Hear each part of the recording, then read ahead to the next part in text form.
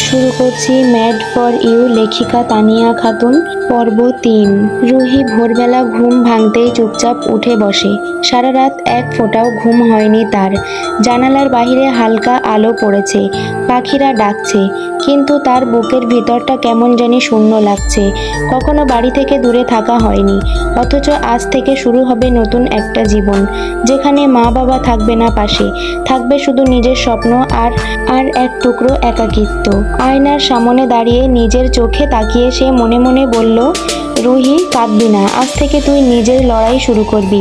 তাড়াতাড়ি ফ্রেশ হয়ে নে, আগে তোকে হোস্টেলে যেতে হবে। ভর্তি সব হয়ে গেছে, শুধু নামটা লিখে রুমের লাগেজ রেখে কলেজে যেতে হবে। সে লাগেজ নিয়ে বেরিয়ে দেখে ডাইনিং টেবিলে আম্মু বসে আছেন গরম ভাত, ডাল আর ডিম ভাজি নিয়ে।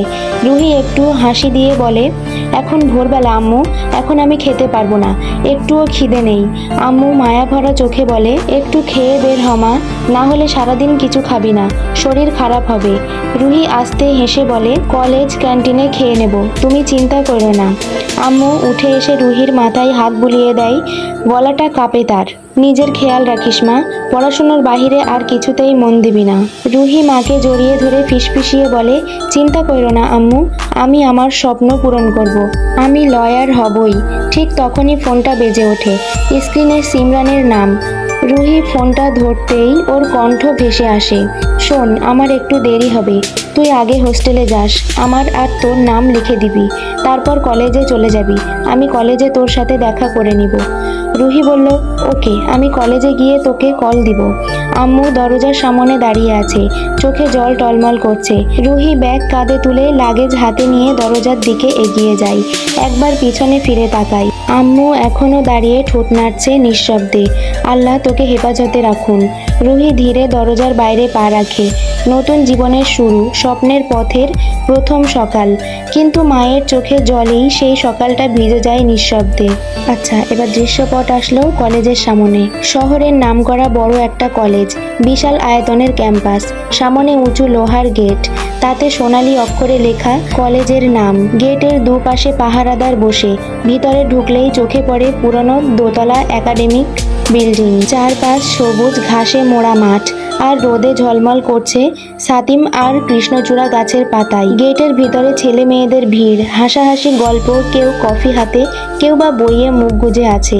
চারিদিকে একরাশ কোলাহল, যেন সকালটা এখনো পুরোপুরি শুরু হয়নি, তবুও জীবন গমগম করছে।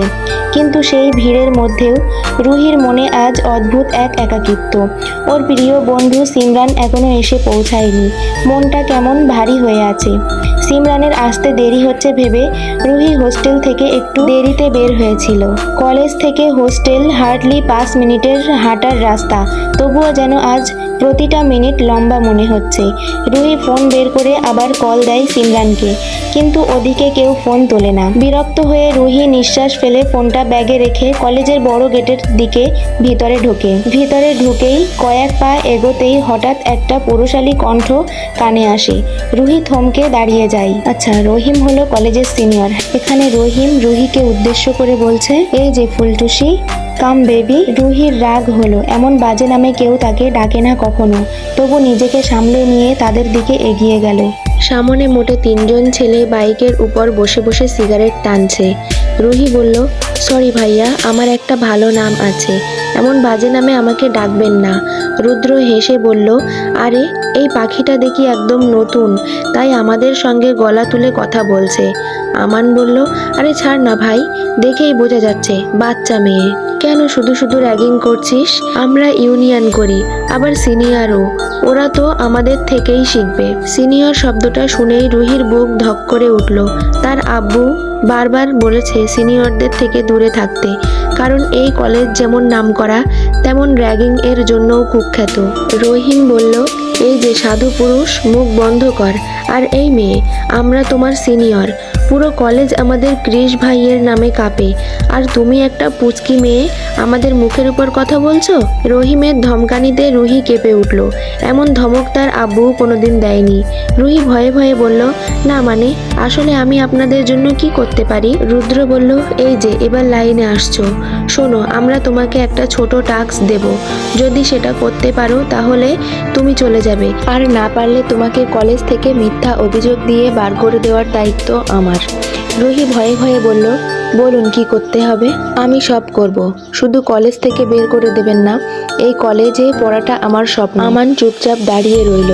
সে একটু আলাদা, বাকিদের মতো না। রহিম বলল, বেশি কিছু না, শোনো এই গেট দিয়ে প্রথম যে সাদা শার্ট পরা ছেলেটা ঢুকবে তাকে তোমাকে লিপ কিস করতে হবে। যদি পারো তাহলে কলেজে থাকতে পারবে, না পারলে আউট। রুহির মাথায় যেন আকাশ ভেঙে পড়ল। এমন কথা শুনে সে স্তব্ধা। রহিম আর রুদ্র হেসে উঠল জোরে। রুহি বলল, বলছি কি এটা কেমন টাস্ক? রহিম আবার ধমক দিয়ে বলল, না যদি করতে পারো তাহলে করো না, বাড়ি যাও, কলেজ থেকে আউট। রহিমের ধমকানিতে এবার রুহির চোখে জল চলে এলো। কি করবে বুঝতে পারছে না। অনেক ভেবে শেষমেশ ঠিক করলো তাকে পারতেই হবে। এত দূর এসে সে ফিরতে পারবে না। গেটের দিকে একভাবে তাকিয়ে আছে আমান, রহিম আর রুদ্র। তারা অপেক্ষা করছে যে ছেলেটি সাদা শার্ট পরে ঢুকবে তখনই রুহিকে পাঠানো হবে। রুহি দাঁড়িয়ে দাঁড়িয়ে কাঁপছে, ভয়ে শেষ হয়ে যাচ্ছে, না জানি কি হবে। রহিম বলল, এই মেয়ে এখানেই কেন দাঁড়িয়ে আছো? গেটের সামনে যাও, যে ছেলে সাদা শার্ট পরে ঢুকবে ওর সামনে গিয়ে চুমু খাবে, আমরা তোমার উপর নজর রাখবো। রুদ্র হেসে বলল, হ্যাঁ হ্যাঁ তাড়াতাড়ি যাও। রুহি ভয়ে মাথা নাড়ল, গেটের ঠিক সামনে গিয়ে দাঁড়িয়ে রইল। ঠিক 5 মিনিট পর একটা ছেলে বাইক চালিয়ে গেট দিয়ে ঢুকলো। সাদা শার্ট, নীল জিন্স, চুলগুলো হাওয়ায় উড়ছে, চোখে সানগ্লাস, জিম করা মাসলগুলো যেন শার্ট ভেদ করে বেরিয়ে আসতে চাইছে। হ্যাঁ, এটাই হলো ক্রিশ খান। সব মেয়ে গেটের দিকে তাকিয়ে আছে, কারণ ক্রিশ খান কলেজের সব মেয়েদের ক্রাশ। রুহি ক্রিশের দিকে তাকায়, মনে মনে কালিমা পড়ে ক্রিশের দিকে এগিয়ে যায়। ক্রিশ বাইক সাইডে স্ট্যান্ডে রাখে, চাবি ঘোরায়, সানগ্লাস খুলে ফেলে। রুহি সামনে গিয়ে দাঁড়ায়। আমান বলল, গেল রে বাচ্চা মেয়েটা আজকে শেষ, বলেই সে দৌড় লাগায়। রহিম আর রুদ্র বুঝতে পারেনি যে সাদা শার্ট পরে ক্রিশ ঢুকবে। রুহি ক্রিশের সামনে এসে দাঁড়ায়।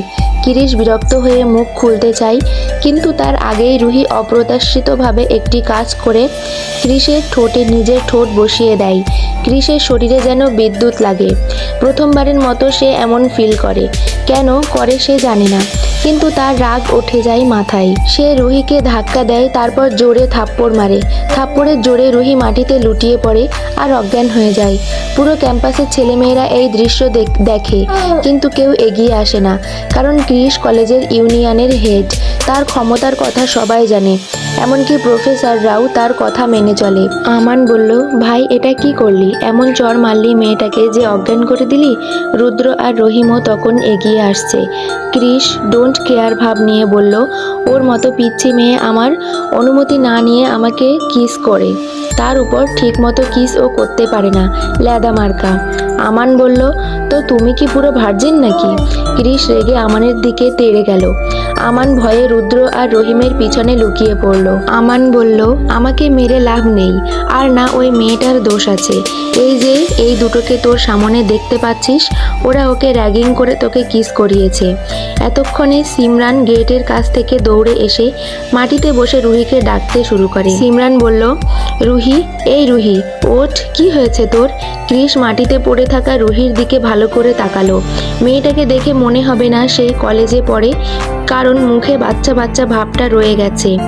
বড় কোমর পর্যন্ত চুল বিনুনি করা, মুখে তেমন কিছু নেই, শুধু একটা কানের টুকরো আর হালকা লিপস্টিক, আর সেটাই তাকে পুরো পুতুলের মতো সুন্দর করে তুলেছে, যেন আল্লাহ খুব যত্ন নিয়ে তাকে বানিয়েছে। ক্রিশ বিড়বিড় করে উচ্চারণ করলো, রুহি, নাইস নেম। ক্রিশ ভাবনায় ডুবে আছে। তখনই রুদ্র বলে, ভাই আমরা বুঝতে পারিনি যে তুই আজকে হোয়াইট শার্ট পরবি, প্লিজ মাথা ঠান্ডা কর। ক্রিশ মাথার চুল টেনে ধরে, জোরে নিঃশ্বাস নিল। তারপর সিমরানকে জিজ্ঞাসা করলো, এই মেয়ে তুমি কি ওকে চেনো? রুহির দিকে ইশারা করে। সিমরান বলল, হ্যাঁ ও আমার ফ্রেন্ড রুহি, আমরা দুইজন আজ নতুন এসেছি। ক্রিশ বলল, পানি আছে? ওর চোখে মুখে পানি দাও। সিমরান ব্যাগ থেকে জলের বোতল বের করে বলল, হ্যাঁ হ্যাঁ এখনই দিচ্ছি। ক্রিস আবার ধমক দিয়ে বলল, তাড়াতাড়ি করো স্টুপিড, ফালতু কাজের জন্য আমার কাছে এত সময় নেই। সিমরান রুহির চোখে মুখে জল ছিটিয়ে দিল, কিন্তু রুহি চোখ খুলল না। ক্রিস বলল, মেয়েটার বাবা মায়েরা কিছু খাওয়ায় না নাকি, এত লেদু কেন? ক্রিস চারিদিকে তাকিয়ে চিৎকার করে বলছে, সব এখানে কি ছিটছোস? আমার বাপের বিয়ে লেগেছে, 5 মিনিটে পুরো ক্যাম্পাস ফাঁকা চাই আমার। ছেলেমেয়েরা ভয়ে হুড়মুড়িয়ে যে যার ক্লাসে দৌড়ায়, কারণ সবার কাছে সবার প্রাণ প্রিয়। ক্যাম্পাস ফাঁকা হতেই ক্রিস সিমরানকে ধমক দিয়ে বলল, এই মেয়ে সরো। সিমরান ভয়ে পাশে সরে দাঁড়ালো। ক্রিস মাটিতে বসে রুহির সামনে ঝুঁকে পড়ল। তারপর ঝুঁকে রুহির ঠোঁটের কাছে মুখ লাগিয়ে নিঃশ্বাস দেওয়ার চেষ্টা করলো। আমান চমকে বলল, হা করে ক্রিসের দিকে তাকিয়ে রইল। সিমরান অবাক হয়ে তাকিয়ে রইল। রুদ্র আর রহিম অবাক হয়ে তাকিয়ে রইল।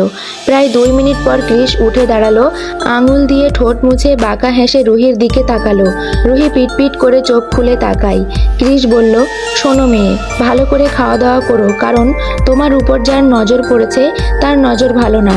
ভবিষ্যতে যদি তাকে সামলাতে না পারো। সবাই কেমন আছো বন্ধুরা?